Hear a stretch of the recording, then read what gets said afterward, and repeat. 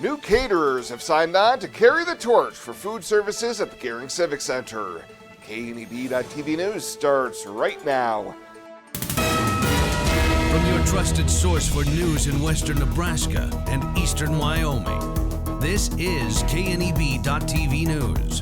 Presented by Platte Valley Companies, premier provider of financial services. Hello, I'm Ryan Murphy. This is KNEB.TV News, powered by Platte Valley Companies. Thanks for joining me. In our top story, the Gering Civic Center now has a new vendor to manage the facility and provide catering services. On Monday night, the Gering City Council approved a 5-year contract with Terry Tosh and her business, Faithful Creations Catering of Fort Collins, to take the reins from Rick and Judy Keller, who plan to retire in February. City Administrator Pat Heath was on the selection committee that recommended Tosh and said the work of the recruiting agency GPAC and Aaron Hayes was vital. They reached out to, I don't recall how many people, but they interviewed several. They kind of weeded out some of them that maybe didn't quite fit for our Civic Center, and then they brought forward some others. We had several resumes we looked at. The biggest difficulty was getting people to relocate from, most of them were coming from metro areas because you don't see a lot of convention centers in smaller communities. So Tosh has more than 25 years of catering experience, including large functions and events, and Heath says the city staff is really looking forward to what she will be able to do once she starts overseeing the Civic Center operations. Well, just over 1 year ago, the Scottsbluff City Council opted to remove the interim from City Manager Kevin Spencer's title, and on Monday night, they discussed his 1-year performance evaluation. City Council member Angela Scanlon says that Spencer has been a bright spot for the city in the wake of the departure of his predecessor. Kevin, you have a unique ability to both calm people down and inspire them, and I think that's because you have a really strong belief in each person's ability to do their job well. And so instead of trying to come in and micromanage, you have really, I think, released all these incredible people that work at the city to do what they do best and then celebrate them for what they're doing instead of taking credit. And I would say that that's actually probably one of the more powerful definitions of a leader that I could come up with. I thought overall you're doing a good job. Everything seems professional. You keep us in the loop on things, which we appreciate. I know as a new council member, we probably annoy you with questions, but I know Mark, you help too, and Tom, that we like the input, we need that input, just so we make good decisions. We just want to make sure we're doing things right. You've done a great job, so I appreciate all you've done for the city and all the staff as well. Things run very smoothly. I don't have to come over unless you request me, so, which is great, so I appreciate that. I think your sense of calm, leadership was great. Like Betsy had mentioned, the police transition will be great, but I was looking at the different department heads and just assembling your team, and now looking for a Parks and Rec director and then a police chief. I mean, just continuing to build on the team you already have, which is excellent. So as far as just anything, you know, for improvement or things, I think you cited in your own evaluation, just continuing to work on that transition with the police chief. We talked about that before, so I feel like you're on top of that, and you've had a lot, just kind of a lot on your plate this year with all that. So Spencer and Liz Lautzenheiser were appointed to fill the city manager post following the termination of former city manager Dustin Reef following his 1-year performance evaluation. We'll have more news right after this. The journey of a dream becoming reality. When we're young, a dream develops into a passion. That passion continues to manifest and grows as you do. It becomes all you want to do and all you want to be. It gives you direction. It drives you. Then your dream has become a reality. When that dream is ready to be reality, Platte Valley Bank will be with you every step of the way. This isn't just a beautiful hospital. It's the home to exceptional patient care. This is where specialty clinics meet your needs. This is where a friendly smile, a warm hand, and an empathetic ear exist to care for you. This is us. Box Butte General Hospital. Great things are happening here. Welcome back. A Gering man who was found guilty of sexually assaulting a then 14-year-old girl in the summer of 2022 has lost a direct appeal to overturn his conviction. In January, a Scottsbluff County District Court jury found Mario Blanco guilty of first-degree sexual assault of a child, and 2 months later, he was sentenced to a prison term of 40 to 60 years. He appealed, arguing the court mistakenly allowed a witness to testify about out-of-court statements made by the alleged victim under the excited utterance exception. The appeal also claimed the admission of hearsay evidence was not a harmless error, but the Nebraska Court of Appeals on Tuesday issued an opinion upholding the lower court's decision. The intermediate court said the testimony met state law, allowing hearsay statements made by the declarant when under the stress of excitement caused by a starting event or condition. Well, authorities have released the name of the Scottsbluff County Detention Center inmate that passed away Friday after being found unresponsive in his cell. County Attorney Dave Eubanks says that 46-year-old David C. Roberts of Scottsbluff was the detainee that passed away.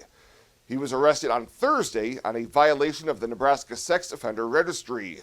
Now, anytime a person dies while in custody, a grand jury is required to convene to ensure there was no wrongdoing. And a toy is blamed as the cause of a Sunday house fire in Torrington that caused substantial smoke damage. Firefighters from the Torrington Volunteer Fire Department were dispatched to a structure fire call, and further investigation revealed that a hoverboard had self-ignited and started a fire. Now, the blaze was extinguished before firefighters were on scene, but they did take time to thoroughly ventilate the affected area.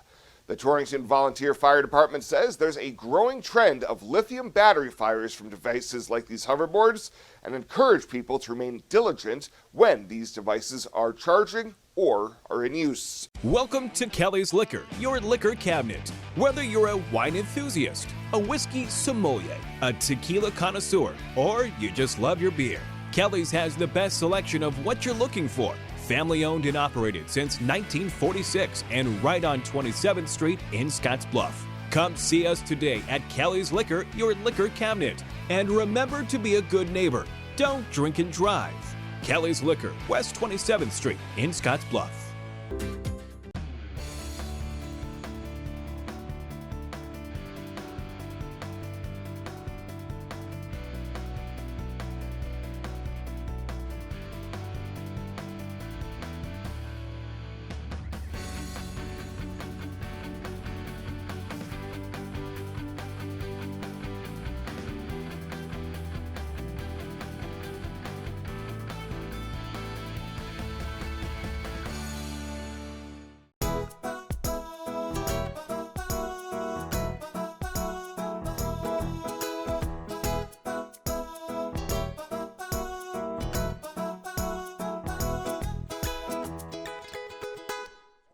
For this week's featured pet of the week, we meet Jack Frost, a 1.5-year-old terrier pit bull husky mix who has the most gorgeous eyes this side of the Mississippi. Staff says he's a big, handsome boy that has so much life to offer to everyone. He has a lot of energy and always wants to go for walks. His adoption cost is $150, and that includes his neuter, microchipping, and all vaccinations. Plus, whoever adopts Jack Frost will also receive a $25 Murdoch's gift card to start spoiling him right away.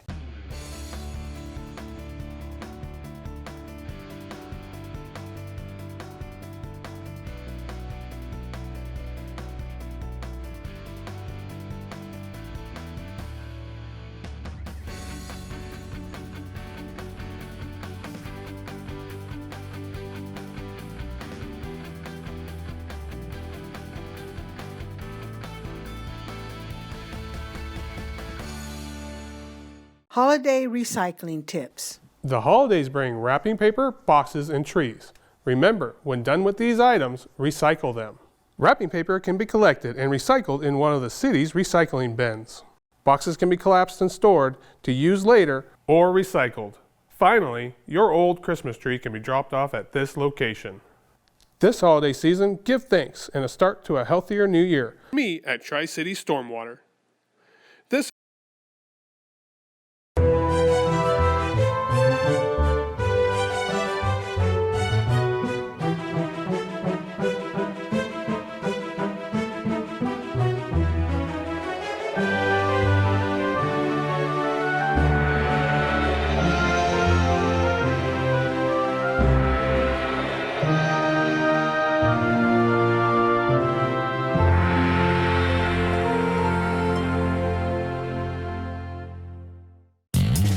a look at your midweek community calendar, brought to you by Riverstone Bank.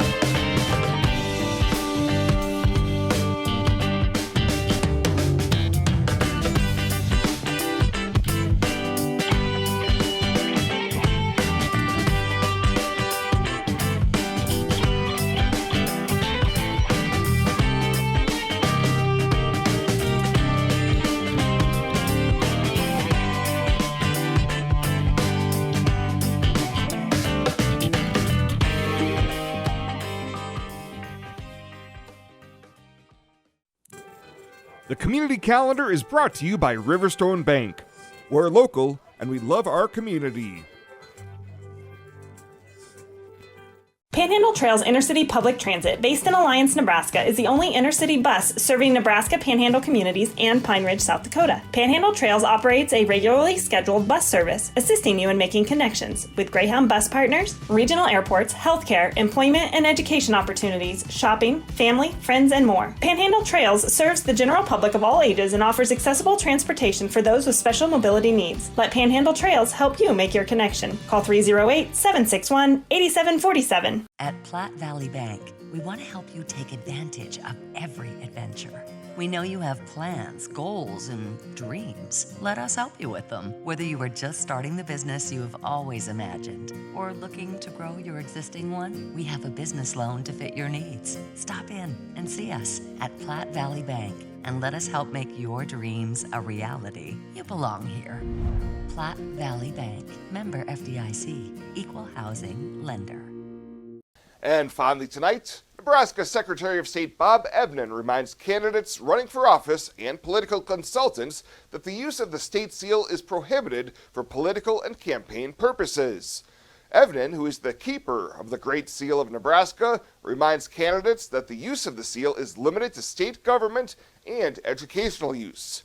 It is a common misconception that the state seal is available for public use, and there is only one official and correct image. Candidates' filings begin on January 5th, and individuals looking to run for office in Nebraska can find more information on filing deadlines and resources at the Secretary of State's website. Well, that does it for us this time. Thank you so much for tuning in. Stay safe out there. We'll see you here next time.